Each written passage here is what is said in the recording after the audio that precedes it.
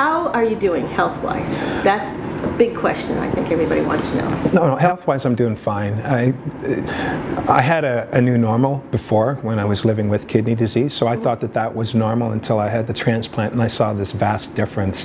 And it really is day and night, and I'm feeling very healthy, and so is Stacy, and things are looking good right now. I was so fortunate that Stacy was in fact a perfect match, and it worked out really well. Although recovering at the same time had its complexities, because usually one person is healthy and the other kind of helps run the show. But I had a lot of good neighbors, a lot of good friends, and people that we loved that were part of the process in us recovering. It didn't take long to get back on my feet, but it took a couple of months to get back to work.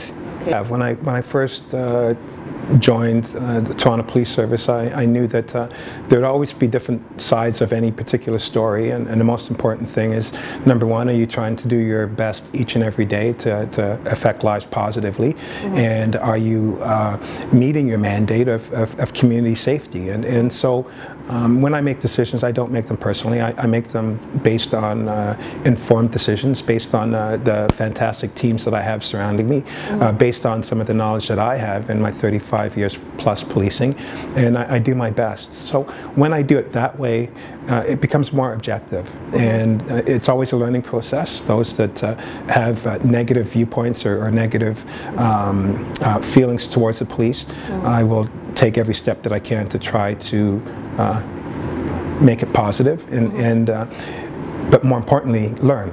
And I think every experience that I have, or every opportunity that's put in front of me, it gives me an opportunity to learn, and that has helped out a lot. Well, and I've said this before with the media, having run Homicide Squad and having 8+ years being a homicide investigator, you don't look at the numbers in real time, because those numbers are never accurate. As every year passes, as every day passes, you will see that the numbers go up, and the numbers go up, and it shows that as a city, a large urban city, our numbers and solve rates for homicides are relatively high. Now, if you look at the end of last year as a classic example, and look what the number was then, and you look at what the number is now for the same last year, you'll see that there is an increase, because cases do get solved and they take time. So on the go forward, it really is a matter of having the public understand what the numbers truly represent.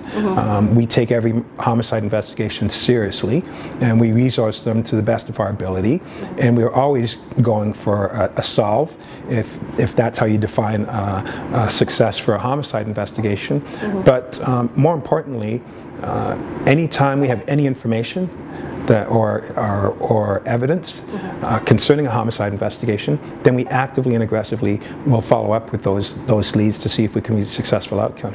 Well, what I've learned from that was, as an organization, we had an official stance right after the post-mortem, and that official stance was suspicious. And Detective Sergeant Gomes, who I highly regard as a fantastic investigator, who has tremendous experience, did what any good investigator would do, which was opened a lot of lanes, did not make any presumptions, followed the evidence to the best of her ability, utilizing her team, and came out with what her final judgment was. So it's based on evidence. Our stance was never, our stance was always suspicious shortly after police got involved. I know that we're doing everything that we can to solve it, and I hope that we do have successful outcomes. I've got a good team on it right now, and hopefully we'll get the positive results. I think that the most important thing is not an event. The most important thing is the relationship, and in order for us to police successfully, it is built on having meaningful and sustainable relationships. I would say the lesson that I've learned, and I said this last year, so I'm replicating, I have learned that there are fragments and sections of the LGBTQ community that are distant from the police, and I have asked continuously, what can we do to help strengthen those? We have some segments of the community we have very strong relationships with. I get a lot of positive feedback to present day, so this is not a one-sided, there are two sides to this whole thing, but if we are going to get it right, and when I say we, it's collective, it's us and the community. If we're going to get it right, we have to sit at the table, have these conversations, and we're not necessarily going to agree on everything, but I think we have to have an understanding of where we are coming from. I'm not satisfied if there's any segment of any community that feels unsafe in the City of Toronto. Then as a police service, we have to figure out what we need to do to make that right.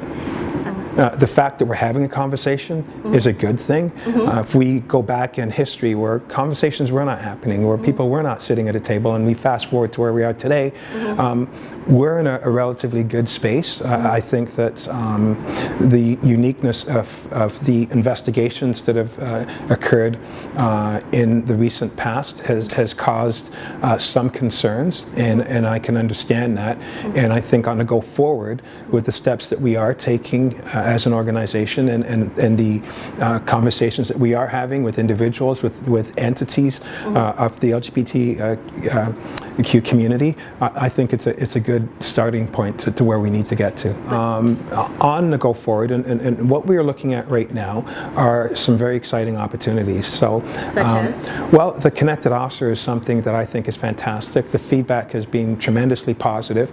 Connected online? Connected via telephone. Yeah. It's, you know, the way it gets worded so elegantly is that technology disconnected us from the community, and now we're using technology to reconnect us with the community. Okay. So the more I can have officers outside of the car, but still being effective, still having the proper information and resources at their hand, ready to go, the better the opportunities for developing and strengthening relationships, and a better quality of police work. And we've always said that if we are responsible for community safety, there has to be a relationship with communities if we're going to get it right, if it's going to be sustainable. And so you will see much stronger relationships with police and communities. We have a strong one right now. I don't necessarily follow a lot of the headlines. When you go out there and you go into the neighborhoods with our community response officers, you see the relationships that are built, but we're going to magnify that even more. When I talk about developing relationships, it's from all segments. So it includes schools, and so working with the schools to figure out what we need to do to get things right is something that will be within the mix. And so I'm looking forward to those opportunities that will present themselves as we go forward. Well, I think their concern overall is the relationship between the police and the community. And the community does come in certain segments. My issue is with everybody. So I don't want to fragment it. I think there are some opportunities to strengthen certain areas of relationship building, and that's what my primary focus is. And then the ones that already do exist, I certainly would want to strengthen those even more. But as I stated earlier, there are some people that do not feel safe in the city and do not feel that they would be provided the same resources or help if asked, and I certainly feel that that is a priority for me. I want everyone to feel safe. I want everyone to feel that they can comfortably contact Toronto Police if they have any issues or concerns, and that they feel they're getting the same service as anyone else. The best resolution, when we talk about people that live with mental health, and when I look at the numbers of the police interactions going up each and every year, last year was over 27,000 times, we become the de facto caregivers. Law enforcement should not be the primary when it comes to people that live with mental health issues. So we have to work with multiple agencies. Our hub model does that, and it looks at root cause of behavior, and then it makes the proper entity in a leadership role, or in an ownership role. We're there for the leadership piece, but we don't take the ownership of it. We act as a support. And I think policing in the future, you'll see more of that, because the outcomes and the results are coming back with 75, if not more, success rate. It's sustainable, and it's dealing with the problem based on what the root cause of that problem is. So homelessness, are there overtones of mental health? Are there overtones of substance abuse? Are there tones of poverty? These are the things that we have to look at first and foremost. And of course, if the police need to be involved, that should be at the end of it.